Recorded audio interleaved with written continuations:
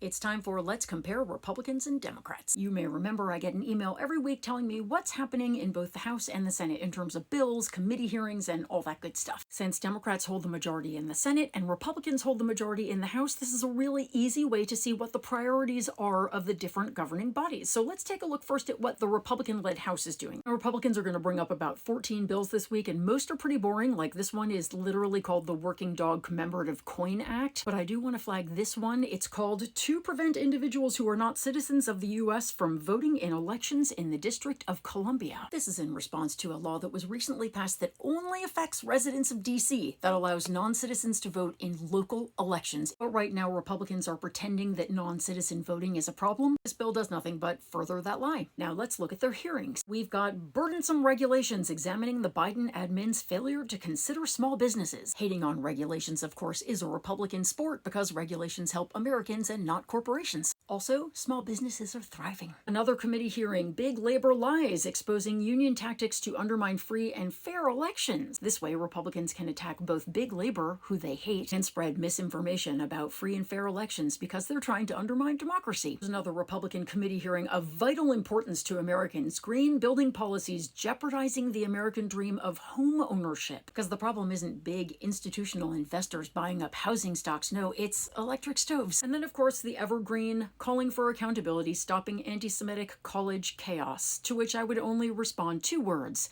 Nick Fuentes. Or more specifically, I would ask every Republican Congress member on this committee, have you denounced Donald Trump's lunch with said man? Because if not, stop talking. Anyway, that's what Republicans are up to this week. Now let's head over to the Democratic-led Senate and see what they're doing. First, Democrats will be voting to confirm 2 qualified judges. As for hearings, they're having a lot. They've got child savings accounts and other tax advantage accounts benefiting American children. What a concept. We've got ensuring affordable and accessible medications, examining competition in the prescription drug market. We've got a hearing on prison labor in America, an important criminal justice and racial justice issue, a hearing on expanding the reliability of the electric grid, and a hearing called Protecting Consumers' Pocketbooks, Lowering Food Prices, and Combating Corporate Price Gouging and Consolidation. Seems relevant. And then another hearing on addressing the fentanyl crisis. So that's it on Senate hearings. Now, another big thing that's happening right now is Republicans are putting together their appropriations package, and the Republican chair, Tom Cole, released a preview of his allocation numbers. Key takeaways: Republicans want to give defense an increase of nearly $9 billion